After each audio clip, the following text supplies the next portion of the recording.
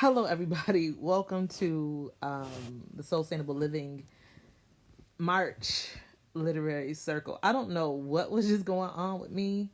I don't know what I had going on, but I could not figure out how to go live on my computer. And so, yeah, here I am. Kaylani, can you see me okay? Let me know. Type a comment to let me know that you can see me. Okay. All right. Where my comments at? I don't see anything. Okay. Hey, Taylor. Can y'all hear me? Can you type a comment to let me know that you can hear me? Hi, Julie. Huh. I haven't gotten any comments yet. So does that mean that somebody can't hear me? Okay, you can hear me fine. Kelani, that's funny because you commented under the page. All right, good people. Welcome to March's Sustainable Living Literary Circle, our online discussion. I have been last Sunday, which is when we would normally meet, the fourth Sunday of the month, was, we got a lot going on right now. And just the subject matter of the book is very complicated.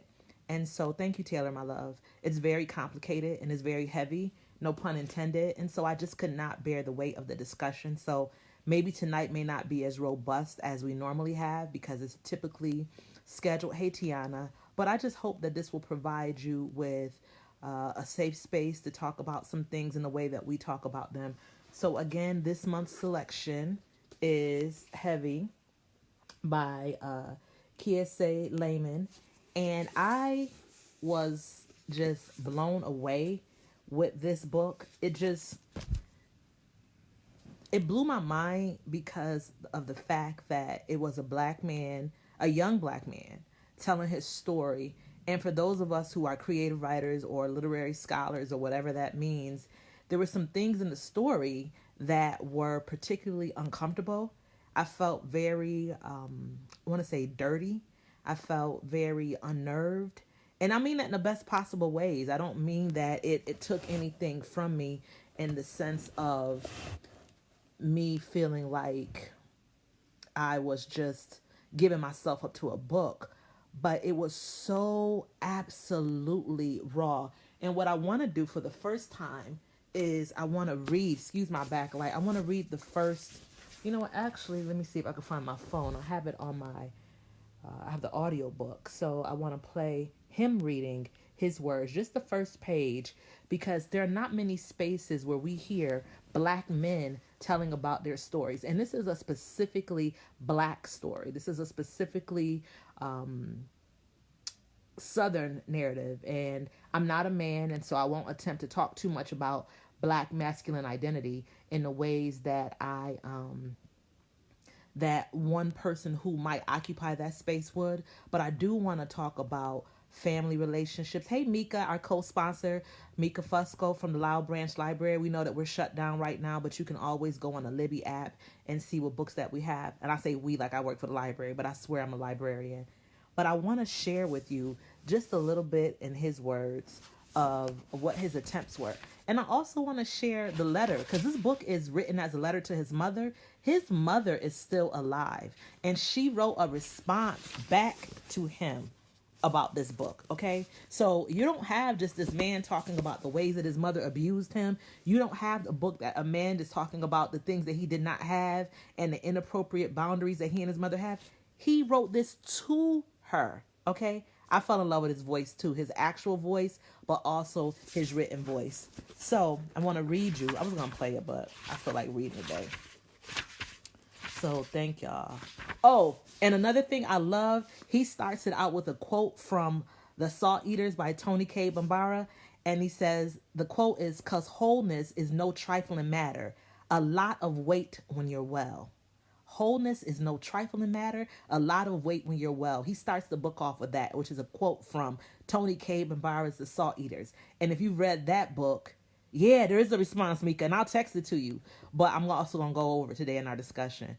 But if you've ever read The Salt Eaters, you know it starts out, are you sure sweetheart, are you sure you want to be well? And so for him to pull a quote from there, we know that this is talking about wellness. And one of the things that I say every month, we're going to get free, but we are not going to die trying. So the very first page of the book, it starts off, it's titled Ben, B-E Been, right? I did not want to write to you. I wanted to write a lie. I did not want to write honestly about black lies, black thighs, black loves, black laughs, black foods, black addictions, black stretch marks, black dollars, black words, black abuses, black blues, black belly buttons, black wins, black bends, black consent, black parents, or black children. I did not want to write about us. I wanted to write an American memoir. And just that right there is so powerful because who owns the American identity? Toni Morrison tells us that when we talk about the American identity, the default to American identity is white. So by virtue of the fact that he is coming out saying he wants to write something that, even though it's not about these specific black things, that is black and that is American, come on. That shuts down what people's identity is. White is the default and everybody else has to hyphenate. That's what Toni Morrison tells us. So the fact that he pulls that in automatically and says that he wants to write an American memoir, that is very, very, very political and very powerful. Okay, so let me go back to the book. I wanted to write a lie. I wanted to do that old black work of pandering and lying to folk who pay us to pander and lie to them every day. I wanted to write about our family's relationships to simple carbohydrates, deep fried meats, and high fructose corn syrup. I wanted the book to begin with my weighing 319 pounds and end with my weighing 165 pounds. I wanted to pepper the book with acerbic warnings to us fat black folk in the deep south and saccharine sentimental exhortations from grandmama. I did not want you to laugh. I wanted to write a lie. I wanted to write about how fundamental present black fathers, responsible black mothers, magical black grandmothers, and perfectly disciplined black children are to our liberation. I wanted to center a something, a someone who wants us dead and dishonest. I wanted white Americans who have proven themselves even more unwilling to confront their lives, to reconsider how their lies limit our access to good love, healthy choices, and second chances. I wanted the book to begin and end with the assumption that if white Americans reckoned with their insatiable appetites for black American suffering and we reckoned with our insatiable appetites for unhealthy food, we could all be ushered into a reformed era of American prosperity. I wanted to create a fantastic literary spectacle. I wanted that literary spectacle to ask nothing of you, grandmama, or me other than our adherence to a low-carb diet, limited sugar, weightlifting, 12,000 steps a day, gallons of water, and no eating after midnight. I wanted you to promise. I did not want you to remember. I wanted to write a lie. I wanted that lie to be titillating. I wrote that lie. It was titillating. You would have loved it. I discovered nothing. You would have loved it. I started over and wrote what we hoped I'd forget. So the book this month is Kiese Laymon's Heavy. So the reason I wanted to start out by reading his words was because I'm thinking about us in the ways that we tell ourselves lies in order to get along with our family, to get along with our friends, to get along with the people who say that they love us, and how much of our lives are spent living those lies, right? So we have a life that is built on a lie, right? Or do we have a lie that is built on a life? And so how do those two things, how are they complicated by what we need? So this book offers a lens for us to examine our own needs from our parents. So you have this young black male who has a single mother who is brilliant, who is absolutely brilliant. She has a doctorate degree. She has postdoctoral appointments. She's traveled all over the world. She is a scholar. And she has this young black son who becomes the receptacle for her anger, who, because their relationship is so toxic, he ends up doing all sorts of destructive things to his body.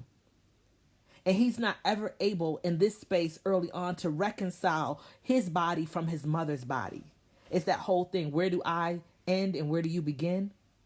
And so I always felt like reading the book that there was something else that was happening on it. And I'm not going to make that speculation because he hasn't said it.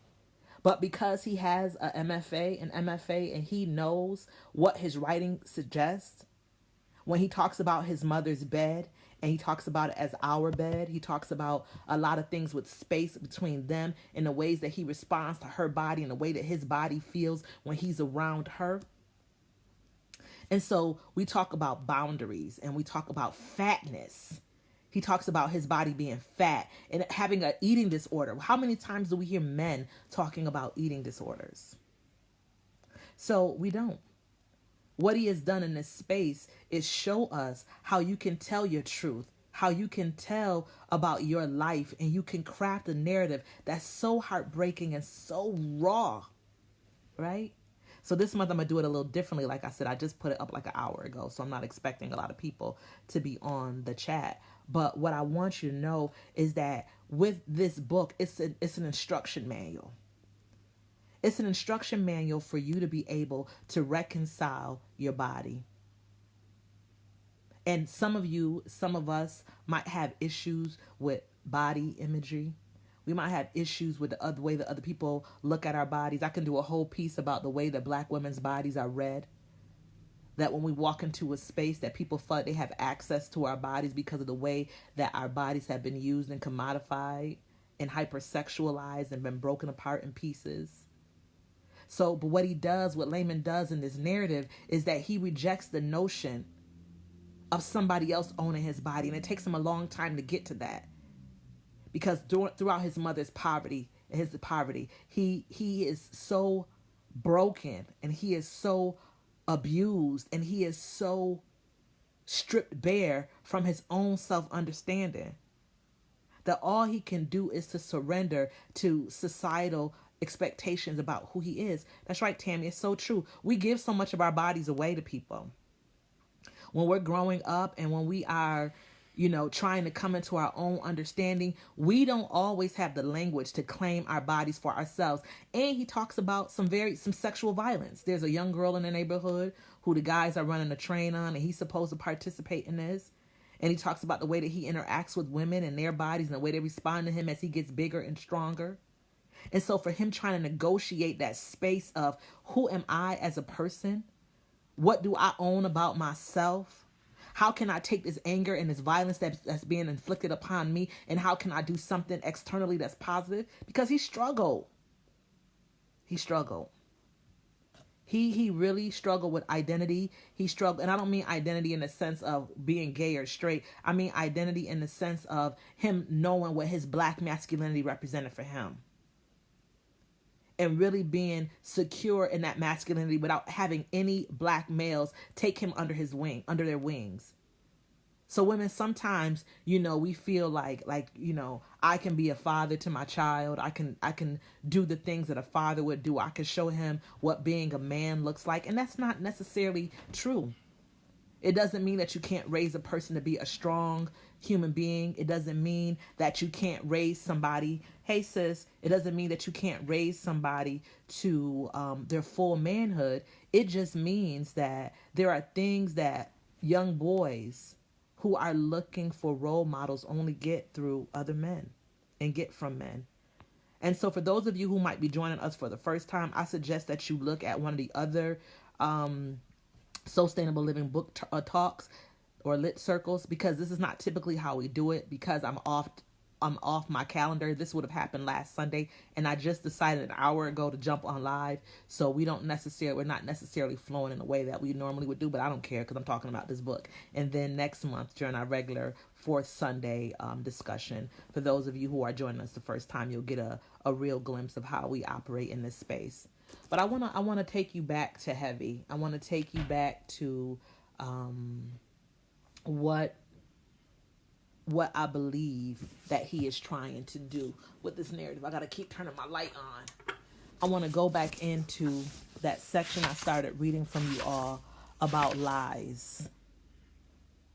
How many of us are living lies that either we have crafted about ourselves or that others have crafted for us? Thank you, Mika. That others have crafted for us, and we've walked in those lies. And some of us are beholden to our titles. Like his mother has a doctorate degree. And she's very abusive to him, and he had no rescue. He had no respite other than his grandmother. But who could he have told about the things that were happening in his household?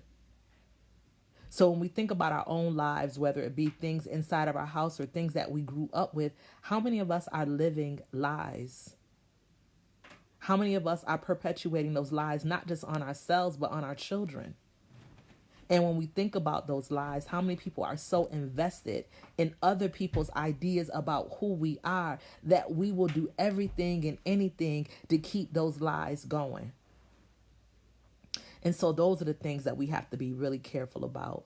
And that's why heavy is so important, because what Kiese does is that he challenges us to look at the ugly parts of our lives.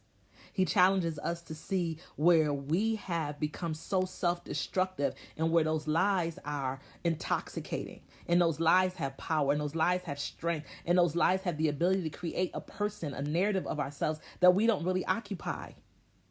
So when we see him talking about something that's heavy, this book is very, very difficult to get through, because he talks about gambling addiction. Not just his gambling addiction, his mother's gambling addiction. He talks about the way that he relates to women. He talks about sexual violence. He talks about domestic abuse. He talks about Southern poverty. He talks about a single mother. He talks about the underbelly of the academic world. Him being a professor at the end of the story, and him being able to expose how he's been mistreated as a person who's a scholar. And so when we look at books, I teach English. I could go in here, we could talk themes and all of that. But what I want you to do is I want you to use the books that you read as instructive pieces for you to be able to free yourself. Hey, Kenya. And so when you start freeing yourself, and when you start looking at these books and you start examining his life and saying, man, how many of us are eating ourselves to death? How many of us are gambling ourselves to death? How many of us are misloving ourselves? And I don't mean that you don't love yourself. I mean that you found some way that you think, oh, if I just do this one thing, this means love. But then when you really take an examination of it, it's self-destructive. And that becomes heavy. How many of us really want to be well, or are we invested in our brokenness? And so for him to be able to rip the veil off of his own suffering and share with us that raw, absolutely brutal experience that he had as a child. How many people are carrying the weight from their childhood still? How many of us are still looking at our little selves? And every time we get to a book discussion, we always end up talking about our former selves that still reside inside of us. Because what I always want you to know is that I always want you to know that there is something else inside of you that exists, that you carry with you every single where you go. And it gets on people. And it permeates the air when you're around it. You carry the things we carry. And so when we look at Heavy and we look at his life as a Southern Black man trying to express himself in an academic world, in an urban environment that he doesn't necessarily feel a part of, in a family, invested in brokenness. Yes, because what would health even look like or feel like? Thank you, Kenya. Invested in brokenness, yes, because what would health even look like or feel like? And that goes back to the first quote that he quoted from the Salt Eaters, right? And I told you how that book starts. Sweetheart, are you sure you want to be well? Because so many of us, we lead with those identities of brokenness. So he says, the quote is from Tony Cape and Barra's The Salt Eaters, because wholeness is no trifling matter, a lot of weight when you're well.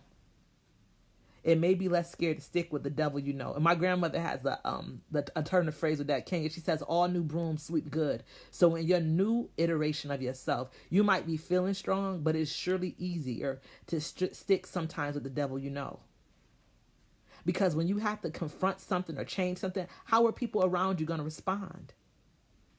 And that's one of the things that if we look deeply inside of Heavy, that we are tasked with, being able to look inside of ourselves and challenge either to dance with the devil we know, or to say, let me do something different. Let me rip the veil off. Because he tells us he wanted to write a lie to his mother. He wanted to tell her something that was untrue. He wanted to write something that was traditional and something that was typical. But he chose to do something that not only freed him, but freed other men. How many Black men in your lives are open about any sort of abuse that they suffered? How many black men are open about having an eating disorder? How many black men are open about being doubtful about their own understanding of what masculinity and what manhood is? It's easier to stick with the devil. That's right. That's right, Mika. Hey, Tracy. And so when we talk about comfort and we start talking about I have something on my lips. Sorry, y'all. Wear my hand sanitizer. I don't want nobody, you can't touch your face or anything. But when we start talking about comfort and we start talking about discomfort and we start talking about walking around with our bags, Erykah Badu, I'm like the scarecrow from The Wiz. I always have something like a leftover saying to add to my discussion about, anything. But how many of us are walking around with those same devils? How many of us are walking around with those same broken pieces because we're so afraid to do something different? And how many of us, if I can go back, I agree. I don't know not nan black man that has admitted weight issues. Come on, Mika. I'm trying to think about the way that he did it, and not just weight issues, because we could do weight two ways: that weight of that mother's abuse, that weight of societal expectations, that weight of the brutality of his existence, that weight of that Southern black male identity. So he had a lot of weight, but for him to admit having an eating disorder and doing rapid weight loss in unhealthy ways, and the ways that he used food to comfort him. He was talking about the way that he interacted with his mother and, going into the closet, the pantry, and just eating up all the food because he was so enraged by either her being with her boyfriend or something she had said or done to him that he just stuffed himself with things that didn't even make any sense to eat. And so what kind of society have we created where masculinity means that you have to mask and you have to hide from yourself? That even when you're broken, you can't allow that to show unless you are aggressive, unless you are violent, unless you are nasty with your mouth, saying all sorts of hurtful things. What are the spaces that we allow men, or provide, I don't want to say allow, provide for men to talk about their own identity in spaces? And so because I'm not a man, I'm not going to talk about black masculinity. But as a woman, as the wife of a black man, come on, drinking all the blue cheese. Mika, every time I think about him and just the way that he responded, there is a desperation. There is, and I'm not going to do some psychoanalysis. That's not my lens in life. But there's a desperation to him having to drink a condiment and looking for something from his mother that she could not give. So how many mothers are making their sons be the men of their house? How many mothers have young boys and they're like, oh, he's the man of this house. Oh, this is my husband. Oh, my son asked me to marry him. But what we don't understand is that kids don't necessarily understand those boundaries. And it's not fair for children to have to be in these roles where they are as pseudo parents or pseudo adults or pseudo lovers. And so those are the things that we have to be mindful of, because some of our sons are in the pantry drinking up all the blue cheese, trying to find comfort in something tangible, something that they can control, something that they can get a hold to, something that even though they know it hurts them, is something that is there. So it's really important though, as women, as mothers, as caregivers, and I'm not blaming his mother at all in terms of, the end of his life, not his life because he didn't die, where we see him come to the end point of the story, is that she was very responsible for the earlier interactions with him. So I do want to share with you a little bit of this letter. Wait a second. Let me find the letter for you, because it's so, now remember, the book is a memoir, and I don't want to get into a creative writing class, but memoir is supposed to be very different than autobiography, but for both of them, as the author says, memory is the key connecting point. And Toni Morrison talks about dismembering versus remembering, and when you dismember something, you break it into pieces, but when you remember something, you put it back together, right? So we have this author who is remembering a very traumatic, well, several very traumatic points in his life. And so he writes this letter to his mother. The book is a memoir, but it's a letter to his mother. And so I want to read to you the letter that his mother wrote back, because he's not so, I don't want to say kind to her, but I cringed. I for certain thought that his mother was dead. Mika, remember too when he was eating the pear preserves and just anything that he could have access to. Okay, hold on, let me see if I can find. I have it on my I was going to use my laptop. I don't know what the interface changed on Facebook. How many of y'all were told what happens in this house stays in this house? Can you imagine telling the story of what really went on in your childhood home? What really went on in your childhood family? How many of y'all will be excommunicated? And it's really hard to find a picture of his mother or his mother's name. How I ended up finding out who his mother was because I saw a picture that had his aunt's name on it. And I put it with the school that he said his mother was at, and then I got his name. His mother was going through grad school. His mother is a doctorate. She has a PhD. She's a big deal scholar. So at the time she was going through grad school, and she eventually got her doctorate and was doing some postdoctoral work, and she traveled all over the world. But this, for me not to be able to find her name, I thought I could just type up Kiese, Laymon's mom. I would be crucified if I spoke even slightly of what happened in my home. That's right.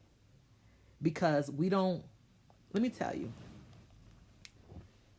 we don't give our children license to express themselves. And King, I'm getting into your territory, so I won't try to be a child psychologist. But what I will say is that I remember being a young child, and I've been honest about my mother being addicted to drugs and still struggling. And I tell that part of the story because that's my story to tell, that part. But there's plenty of other parts that are hers. But I can remember having my young siblings, and we are 2 years, my next sibling is 2 years apart, younger than me. But my mother had 5 children in 7 years. And so I lived with my grandmother, and my 3 younger children stayed with my grandmother. And that's right. Thank you, King. And share that lived experience. My 3 siblings lived with my mother, rather. And so I always wanted to see and spend time with my mother. So when I tell people I never stayed the night with my mother, I never have eaten my mother's food, my mother's never done my hair, even though I see my mother regularly. When my mother, my brother who's right behind me, he lived with the people around the corner, and my other 3 lived with my mother. And I just remember when my brother, who's 2 years behind me, we used to play together for a while, they moved out of town. And no one thought that I might need counseling. And then my mother, the 3 children who live with my mother, were put up for adoption. And by some strange circumstance, I've shared here that we all still kept up in touch, and they all ended up running away from their adopted family. And so, me being sister, I had to take all of them up under my wing and, was responsible for them in a certain type of way, becoming a surrogate mom. But I remember being in MAP, a major achievement program, and I was going through. My mother had been just, on the streets and going to prison and all that. And nobody at school asked. Nobody at school. And it never would have occurred to me to write help or to ask for help or to seek help. And I think about the young me, the young Takia. And I think that's why I identified so strongly with him writing the story, because I have been for so long just really protective, not just protective of my mother, but protective of my mother, and protective of my siblings, and protective of myself. Not about, reputation, because I'm very open about it, especially if you're one of my students, and I'm open in my platforms. But what I think happens so many times is that there's so much shame, or there's so much expectation that Black lives are, I'm not Vaseline, that Black lives are already traumatic. So to be a person who has lived some things that might be stereotypically what people might consider a Black experience, what Kiese Laymon does not want to talk about in the beginning, we got to stop walking away from our truths because we think it feeds into a narrative of what people think about Blackness and Black lives and trauma or whatever. We have to free ourselves, and we're going to get free, and we're not going to die trying. Right? And so It's harder to see trauma in the moment. We get used to it. It's like, I guess this is like, Kenya, I said to somebody recently, I think I got PTSD. And they said, you think? And I was like, really? You know what? That's the showing of truth, because we can't, not only can't we recognize trauma as children a lot of times, but the people around us have been taught to mask so much and not talk about it. It becomes, oh, well, I went through it and that's okay. I survived and you're going to be all right. But I know for me, I wanted to change that in a generation with my children. And so it became very important to me to have conversations with them. Not that my grandmother didn't love me and didn't support me. She didn't have a language. She had been through so much and I wasn't her child. So when I look at Kiese, his grandmother is trying to raise him. She's raised his daughter. She know that her daughter is kicking her grandson's butt. And she know that they don't have stuff. But she already has been through so much. We wear our ancestors out. We wear our elders out. Can't have any separation of generations because everybody got to put hands in and hands on to raise these children. So we can't see trauma in the moment because we are getting used to it. And because it becomes an intergenerational experience, we all become invested in that trauma. Who are you without your trauma? Tiana, I love the fact that you said that you would have been crucified, because just the fact of giving voice to that, that's a freeing of a layer.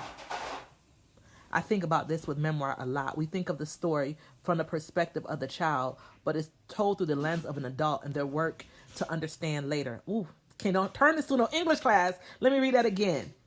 I think about this with Memoir a lot. We think of the story from the perspective of the child, but it's told through the lens of an adult and their work to understand later. Their work to understand later, but also the experiences that have led up to that later. So when he has the pear preserves or the blue cheese or the pizza out the garbage or his mother's abusing him, those things happen in that moment. But then the next day occurs and something else happens. So those experiences become conflated. And either they're more traumatic than they were at the time, or they're less and he's thinking about them in a different sort of way and he has different sort of language. That's why I wish I spoke baby. Because babies tell us an exact moment of what's going on, unfiltered. And we try to, I don't want to say beat, discipline, shape, cultivate, mold, flatten whatever our children into being respectable enough that they're not able to talk about their feelings in the moment. Folks are tired. That's right. I feel like there was never a place or a space for my or our story. So Mika, how do we create space? Like, you're a mom, you're a wife, you're busy in the community, and I'm not trying to ask anybody's personal business, but you know how we do here. So when we talk about those spaces, what do we do? Let me keep my hands off my face. Sorry, y'all. What do we do to create space for ourselves to tell our stories? You know what? Let me tell you. I did a poem one time, and I told part of my story, and I wrote it in 15 minutes.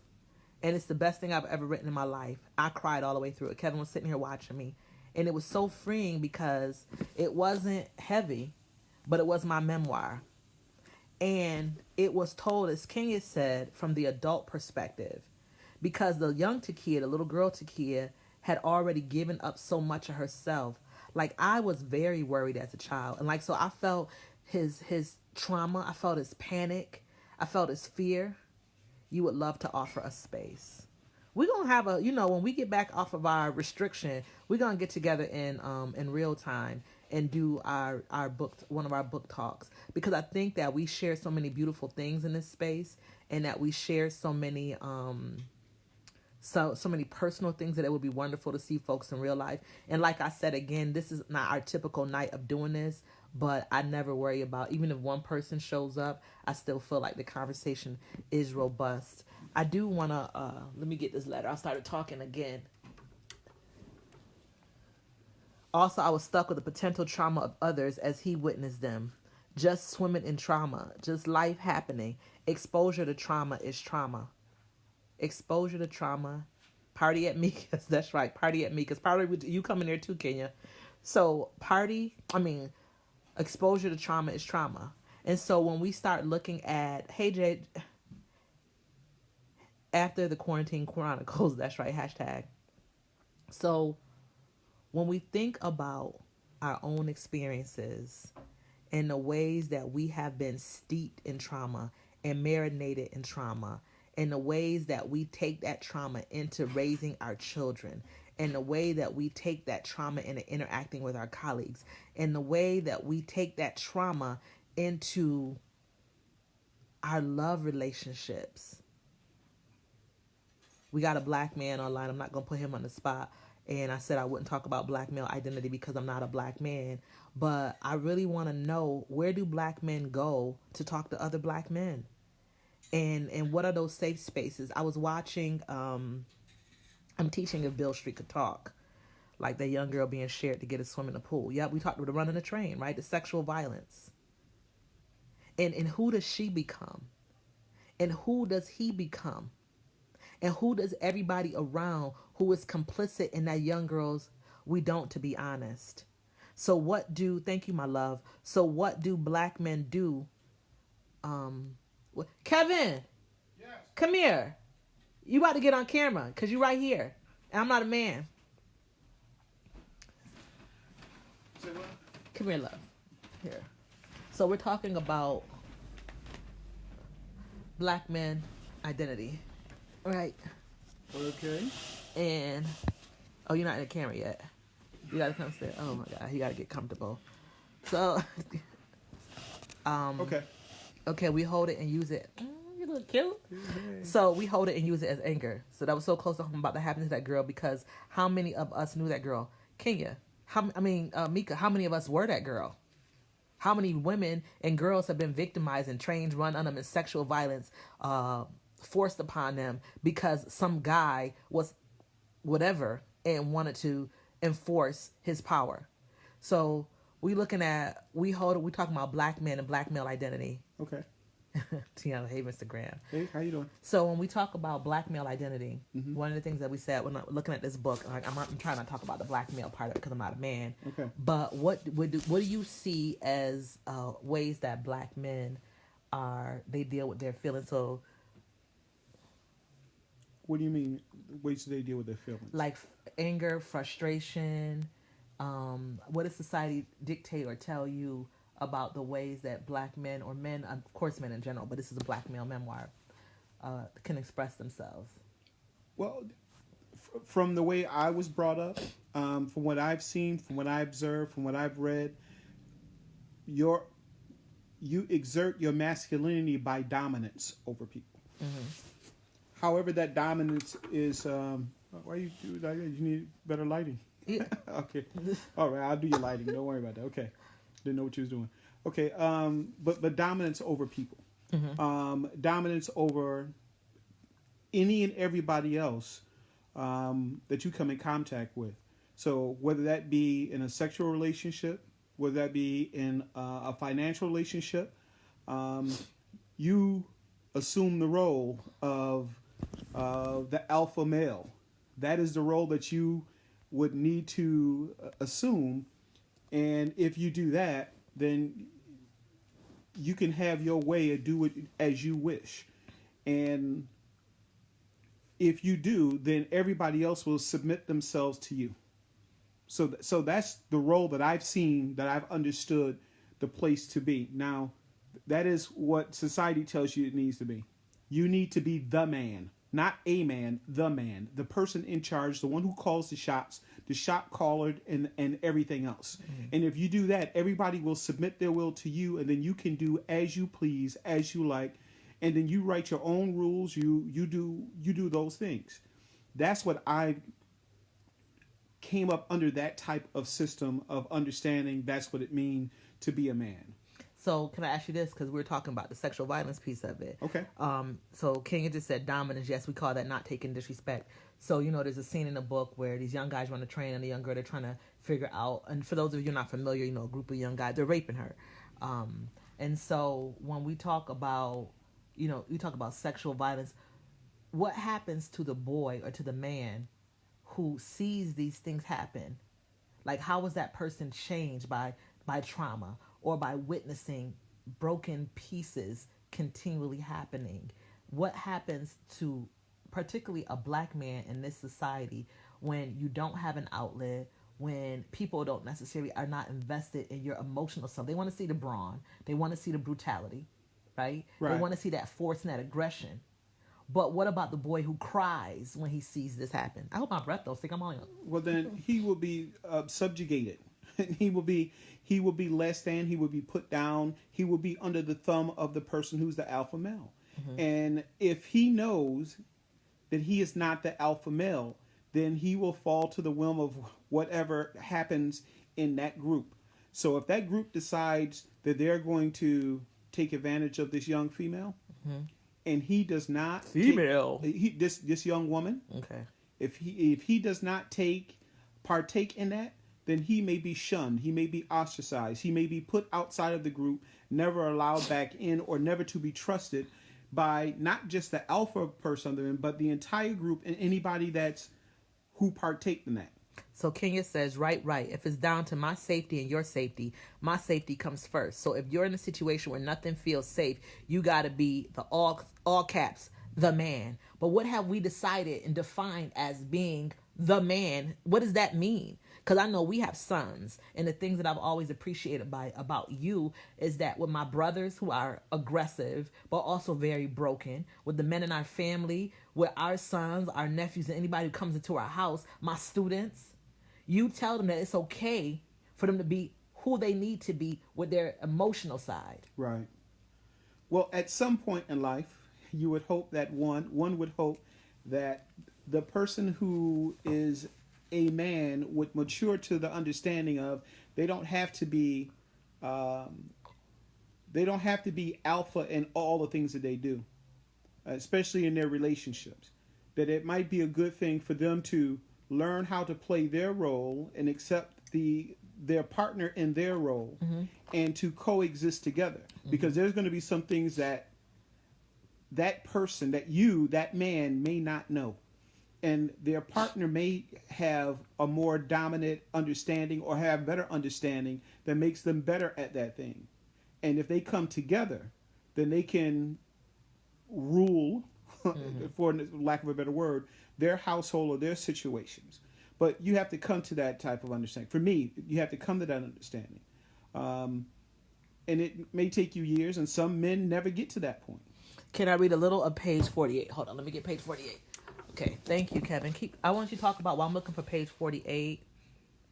You all on the camera? You got I'm sorry. And talk about that. Okay. How you doing this? I'm sorry, Kevin. I ain't got no professional video. Hey, you should. Hey, now I know you ain't gonna sit there. I do got a professional video. Okay. Kevin, we not gonna fight on this. We ain't gonna do this right now. Go ahead. Kevin, a sweetie pie, teaching the youths, putting him on the spot. He ain't on the spot. He right there. You know this how we roll in this house. Because if not him, everybody. Okay, so can you tell me? Mika, tell me where you want me to start at. Right at the top of 48, a few weeks into the summer. Okay, so let's read this part. A few weeks into the summer, when counting to 10 and limiting sugar and simple carbohydrates didn't work for either of us, you dropped me off with Grandmama for a few days in Forest, Mississippi. I love Grandmama, but I didn't really love going to her house any day other than Friday. Every Friday, Grandmama let me watch Dukes of Hazzard, a show you said operates in a world even more racist than the one we live in, where two white drug dealers who keep violating probation and making fools of the police in a red Dodge Charger. Okay. Hey. Mika, are you telling me which page you want it on? No. Wait, you saying hey and no? Making fools of the police in a red Dodge Charger with the Confederate flag on top called the General Lee Never Go to Prison. Tell me what part you want me to look to, and then I can find it on my, are you talking about specifically? Are you calling me? Oh, okay. Tell me, hey Pam, what part are we looking at? Are we trying to go right to where the young lady was? So I want to ask another question while me and Mika coordinate what we're talking about in our conversation. Another thing that was important, ma'am, can I tell how much I love Dukes of Hazzard? Please, me too. But the Dukes of Hazzard, the mother was a race scholar. And for her to talk about Dukes of Hazzard, I remember when I read that part the first time, I was telling Kevin we were in the car together or something, and I said, it never occurred to me that they were drug dealers. Okay, Mika, tell me where we're going to be. It never occurred to me that. They were moonshiners. Right. They were drug dealers. That's what it was. Yeah. Right. So while me and Kenya, okay, Mika. All right, hold on. Mika on my phone, y'all. Wait 1 second. Accept. Okay, sis, where we at? I know. So y'all, we talking on the phone to Mika. Yeah, moonshine. Okay, go ahead, sis. Okay, just tell me what section. Okay, she looking for the section. So I'm gonna ask Kevin a question. Kevin, we don't often talk about black men and bodies and their, the way that they discuss like eating disorders. What has been your experience with any black men in talking about weight, about body, about the way that women respond to you, and not making it be just about sexuality, making it be about how you see yourself? Well, I guess that's the part where confidence comes in. If you're confident in yourself, it don't make a difference what you look like, because you can be ugly, but you can do some beautiful things. And that's my stuff, copywritten. No, but no, if you're Okay, what else? depending on how you are, depending on how you carry yourself, depending on the confidence you have, you can you can have anybody submit to your will. That means a person who may not find you attractive, by the way you present yourself and the confidence you have in yourself, Take a picture. can be attractive. And that Okay. could bring you the type of relationship that you want to be in, or the relationship that you can have multiple relationships because you feel confident enough that you can handle it, you can manage it. Does that answer your question? It doesn't. I mean, what do you think to you? Because one of the things that I want. What do you mean? What I think to me? Yeah, to you, because I think that, and this is one of the reasons why when I'm talking about this, leading into it, as a woman, I can tell you what I think about black males and black male identity all day. Right. But I think one of the disservices that we do is that we don't often bring black men into the conversation, not just to talk to other black men, but for black men to talk to other people.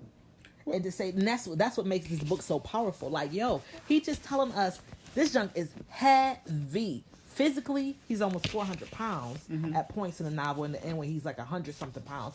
But the weight of the things that he carries from his mother. Right. You should be able to do Okay, there we like go. that. Okay. All right.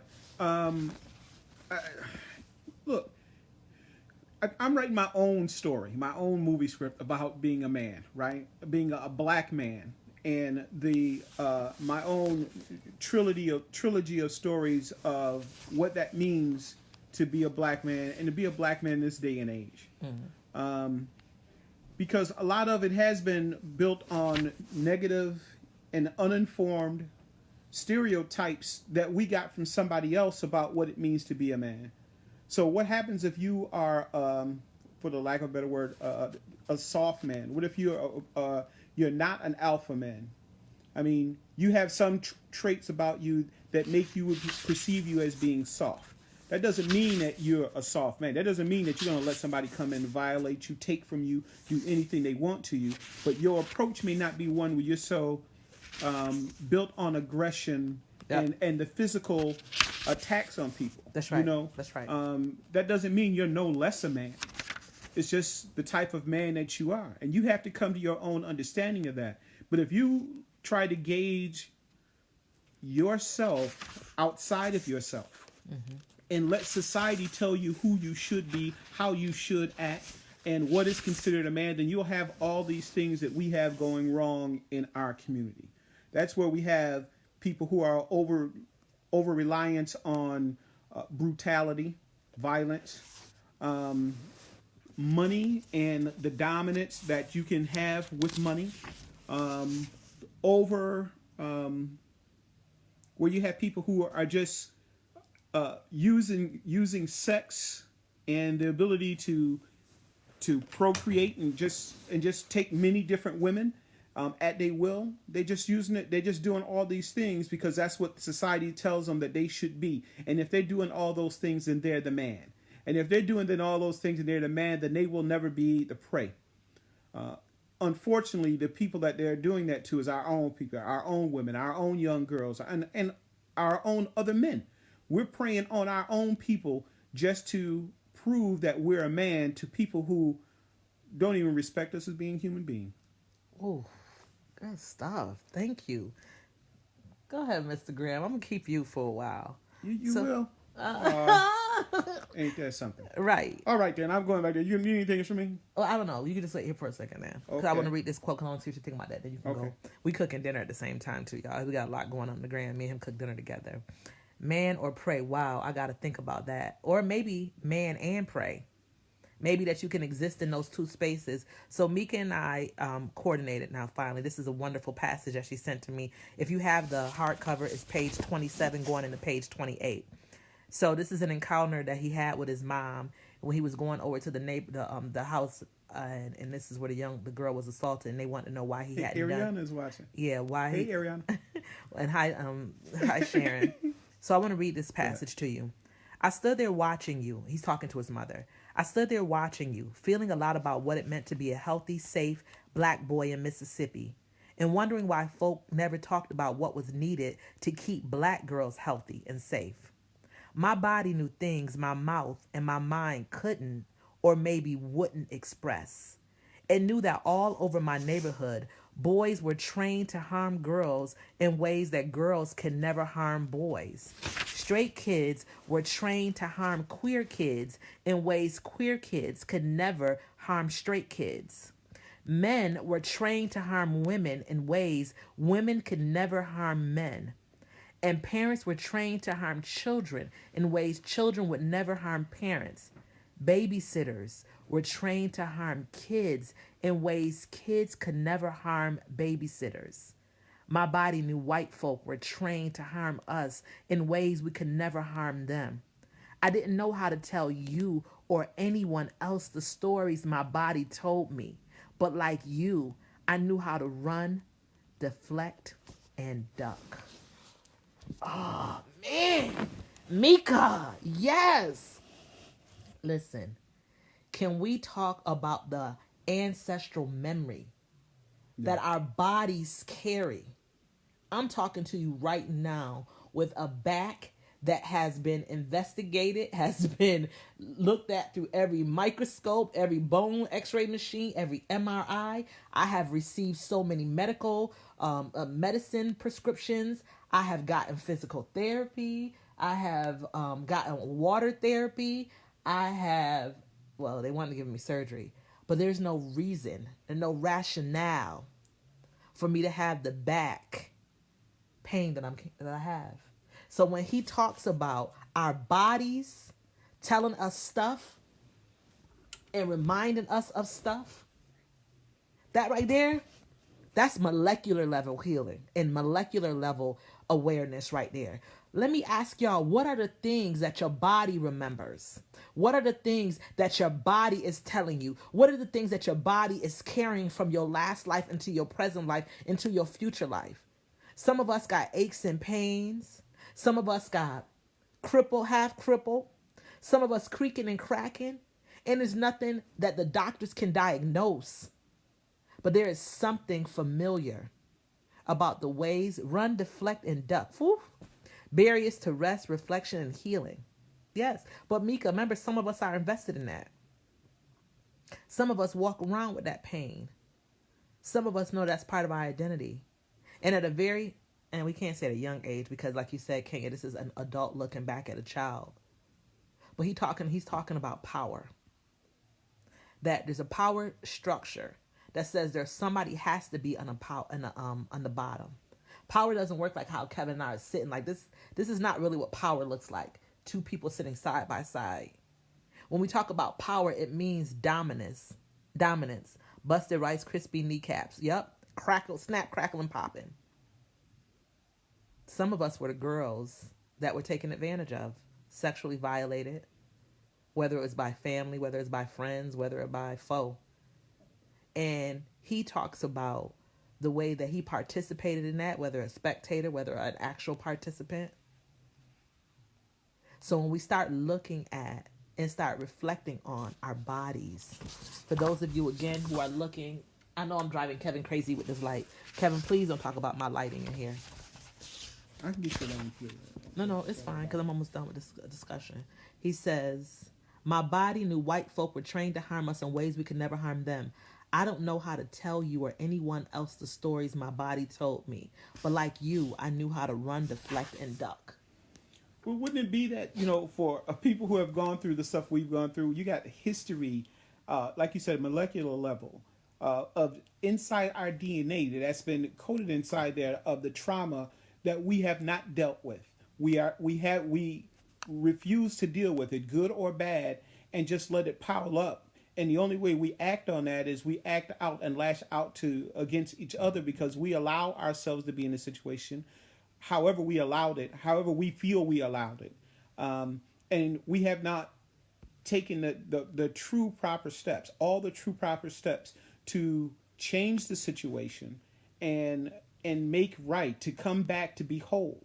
We're somewhat, I hate to say it like this, but almost like a broken people. And we have to we're good, but we have to be whole with all the things that have happened to us. So Mika is saying, thank you, Mr. Grimm. I try to heal from my past by being open to my daughters. I try to create pathways to have a safe space for conversations. Mika, let me ask you a question about that because it's something that I often struggle with. Okay, I'm off. And no, you're not. Oh, okay. And so when because it's talking about men, so you're okay. here. Go ahead. So when we let me keep track of time. Okay, so it's 7:00 already. An hour has gone by. So we're very open and honest with our children, and I've been honest in this space about talking to our daughter and telling her stuff. But what does that do for you when you tell about the stuff that you've gone through? What does the little Mika and the grown-up Mika do with the revelation that you've made and the reliving of that trauma? Because what I find is that I'm trying to help my children, but I'm doing some harm to myself. Like I'm not free in the ways that I thought because I'm walking back down my historical experiences. Kenya says it's not just our own refusal. We are denied, capital denied, opportunities to learn about it, talk about it, and grow from it. Okay, what does that denial look like? So we have one part of what do we do with our own pain when we keep sharing it with other people? And then another part of it being like, what is people denying us the ability to talk about our pain look like? Not just our own denial, but most of the spaces we're in as we grow up. So because we're not invested, people don't like kids. That's, if we could be honest, the world is not kid friendly. We don't like children. I love children, but we stifle children. And that's, kids have a lot of information that we just don't want to listen to. We force them to sit on Santa's lap. We force them to hug people that they don't want to hug. We get mad if they say, I don't want to hug such and such. And we would never do that to another adult. We would never tell an adult you had to sit on somebody's lap. But what ends up happening is that we don't trust kids to have intuition. So Mika is saying that it frees her a little bit more. It does free me, but I'm saying, like, how do you live with that, whatever that freedom looks like? Because I find that, those are the nights that I'm, leaning on Kevin a little harder or crying or walking down or longing for something. Like I long for a mother who's alive, who just for her own brokenness cannot give me something I need. So when he was writing this book to his mother, I felt that so much because, for different reasons, neither one of our mothers could be the person that we needed. Kenya says, I agree. People think kids are inconvenient. Mika says, but I'm still scared. But let it be known, sometimes it is the first I've said it out loud. I believe in calling that thing a thing. I think that's what we're coming to now, that you're seeing it now more and more, that people are admitting to the fact that they are afraid of the future, of what is coming and what is going to happen, and the things that can change at will. Look at what we're under right now. This coronavirus has taught everybody, or has shown everybody, that we're all susceptible to different things that can happen that can change your life and up in your life totally in the blink of an eye. That's something that, we go about our daily tasks and don't have to worry so much about it. We don't worry so much about it, but when we're confronted with it, and each of us end up doing it in our own different times in our own different way. Right now, we're sitting on a large scale where everybody is confronted with having to deal with change, and how do we handle that? A lot of people can't. A lot of people don't want to be home because they don't know how to spend time alone with themselves and their own thoughts, and have to look at what they've done and haven't done in order to be successful in their own life. And because of that, they just don't want to do it. It's easier for them to be out doing something else than concentrating on their own selves. Listen to this. Mika, Kenya is saying, Mika, thanks for that freedom of being able to experience a full range of emotions. And Tiana says, call that thing a thing. My parents used to make me hug my uncle, who made me very, capital very uncomfortable. Come to find out that my gut was right even as a child. Kenya told us kids are very inconvenient. People don't want to be bothered with the weight of being parents, and they don't want to be, because if you are right about this relative, what does that mean about me? That one, I brought you to this relative, and perhaps maybe there's some things that have happened between me and this person as well. See, a lot of times, sometimes parents know, you know, and parents know what they say. How many people done cussed out their kids? I mean, cussed them out like they were strangers on the street and would never talk to another adult like that. If you have a partnership, whether it's, you know, a male female, or two women, or two men, or any other, I don't want to be operating on a gender binary, but two people, no matter what their gender identity is, you have two people in a relationship. And these two people are supposed to be equally yoked. If one comes to the other person and says, I don't trust such and such around me, ideally their partner is going to say, that makes me uncomfortable, or that makes you uncomfortable, or let me go confront this person, have a conversation, or we won't go around there. Sometimes, not all parents, and I'm sorry for flattening folks, sometimes children are not believed. I'm struggling with parenting. I ain't even going to lie. Well, of course you're struggling with parenting. Where's the manual? You know, where is the manual on good quality parenting? And I don't mean, I guess in some ways it's like the memoir. People tell me and Kevin, oh, your kids are gonna turn out fine. I'm like, well, we'll know at the end of their lives. How many good kids do you know come from terrible families, and vice versa?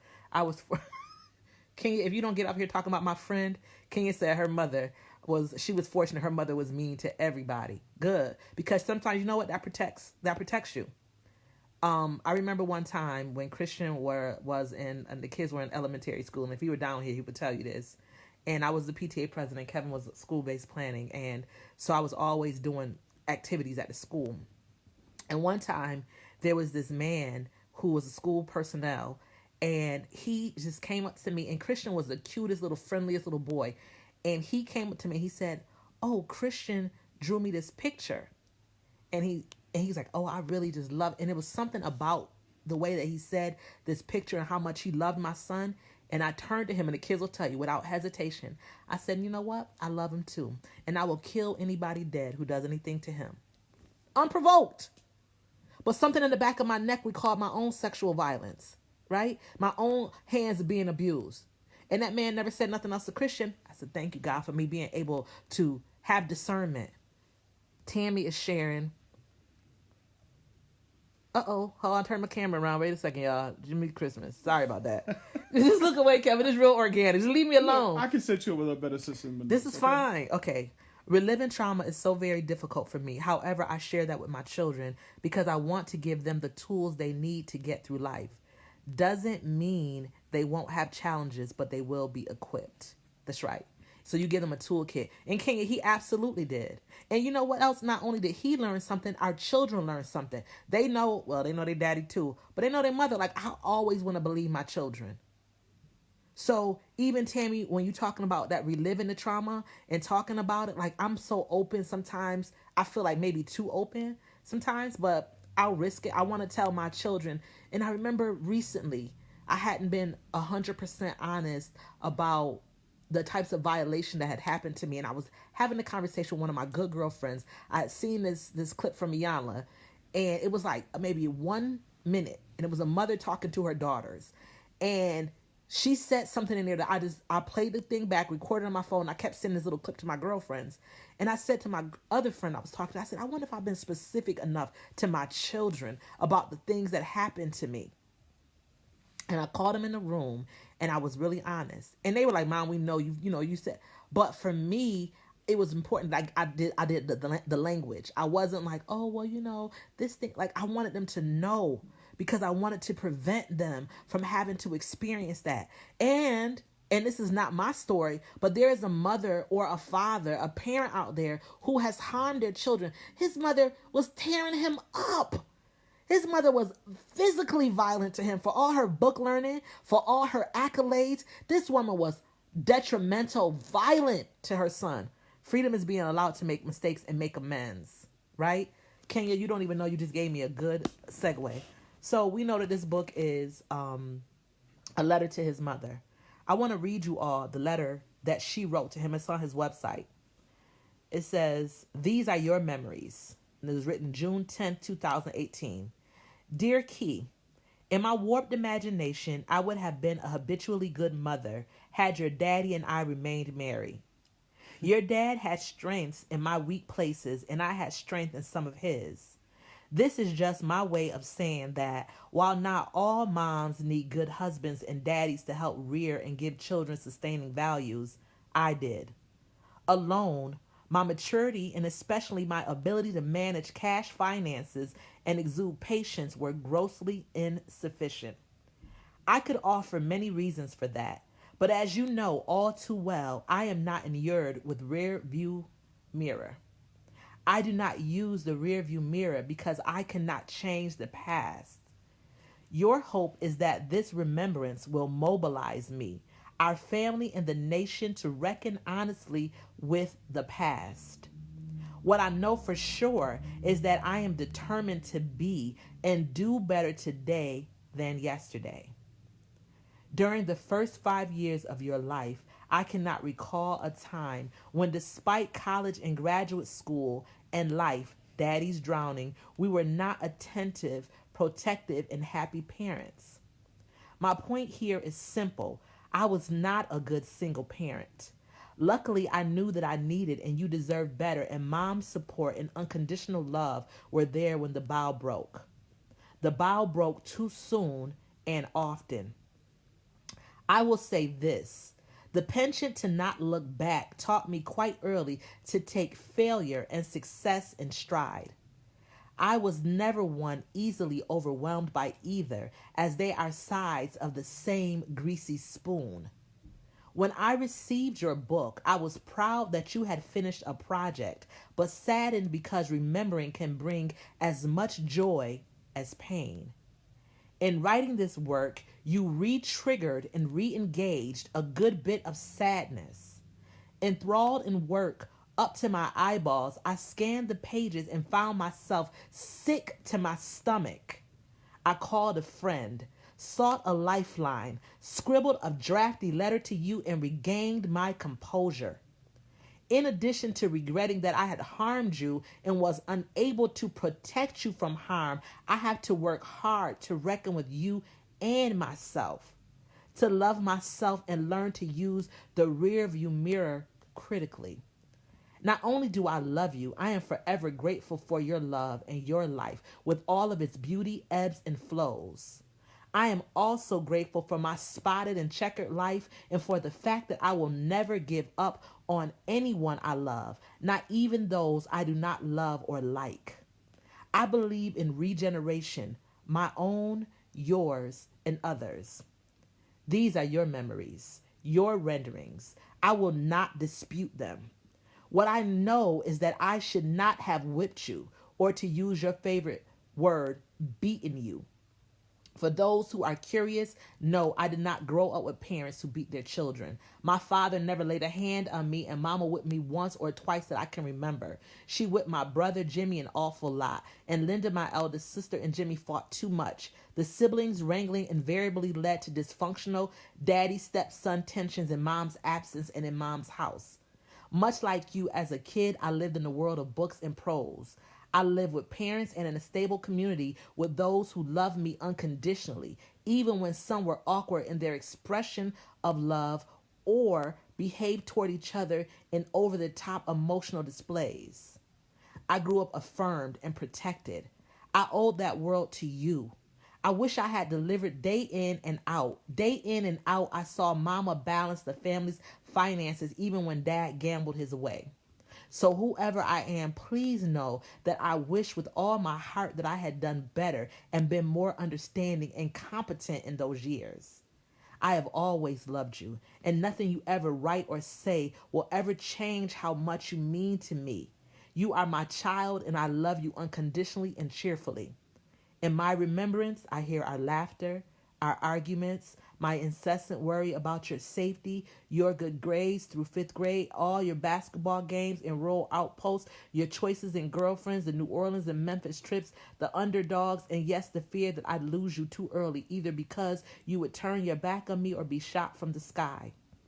I lived in fear when perhaps I should have willed myself to live with more courage, less tough love, and more conviction. I took some of the wrong chances. I hear you. Thank you, Mom. And so I think that's where I would like to end our discussion for today. I thank those of you who have joined us. You know that this is our own space where we can be as robust and as forthcoming as we choose to be. You know, I did not let folks know that we were going to meet tonight, so we did not have as many people, but no less a robust discussion. What I would like to offer you from Kiese's mother's letter to him is that sometimes the people that harm us have the capacity to accept our stories as the capital truth and apologize. That they are able to see within themselves the error of their ways. And as a show I saw with Iyanla, when the mother told her son, I apologize to you for being the receptacle, for making you the receptacle of my anger.